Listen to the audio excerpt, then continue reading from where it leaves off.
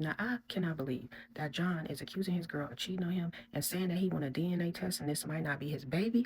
Let's get into this newest episode of 90 Day Diaries.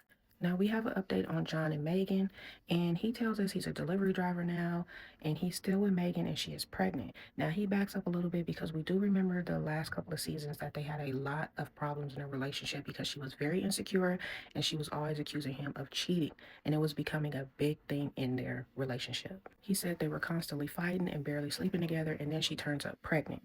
So they decide to both put in 100% effort and try to work it out. Now he meets with one of his friends and he tells him that he does not think that this is his baby and he definitely wants a DNA test when the baby arrives. He says that he's been on testosterone for a long time and that he has a low sperm count and they were barely sleeping together, so he has a lot of reasons to believe why this is not his baby.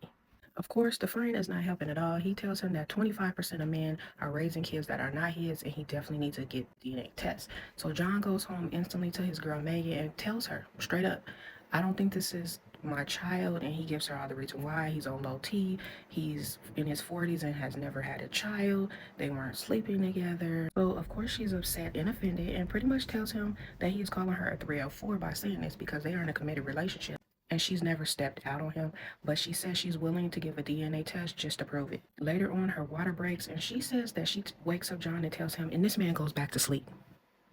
He goes back to sleep, so she ends up going to the hospital by herself and actually has the baby. He was supposed to bring the DNA test and brought the wrong thing. He bought a maternity test or something like that. I was so confused by that. But anyways, so they have to wait to get another DNA test so they can test the baby. Natalie is on this season. Yes, Natalie that left her husband and went for a man that was like still in love with his wife. All the drama. She is on this season. She is now doing pageants. We've seen before that she wanted to be like an actor, star, model. She talks about how when she was younger, she was an ugly duckling. She always wanted to be a model and just like feel pretty and be seen, basically. This pageant that she is in seems like a little low budget, we'll call it that. And she ends up actually winning the pageant, of course, because she's on the TV show. And she's excited for the new things that she's going to be doing. She says she wants to do stuff for like Chanel and Versace. Girl, you got a long way to go. We catch back up with Corey and Evelyn. Now, we seen on the last episode that Evelyn was pissed that he has been lying to her, and they're going to be living in his mom's house for the next 3 years, even though these people cannot stand her. I feel so sorry for this lady.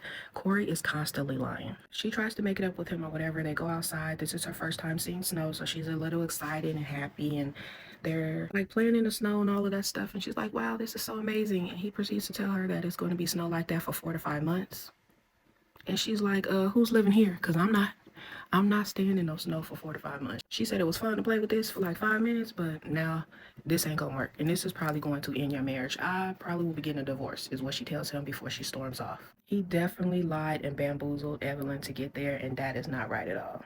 Now that's a wrap up on this episode of 90 Day Diaries. Thank you for watching.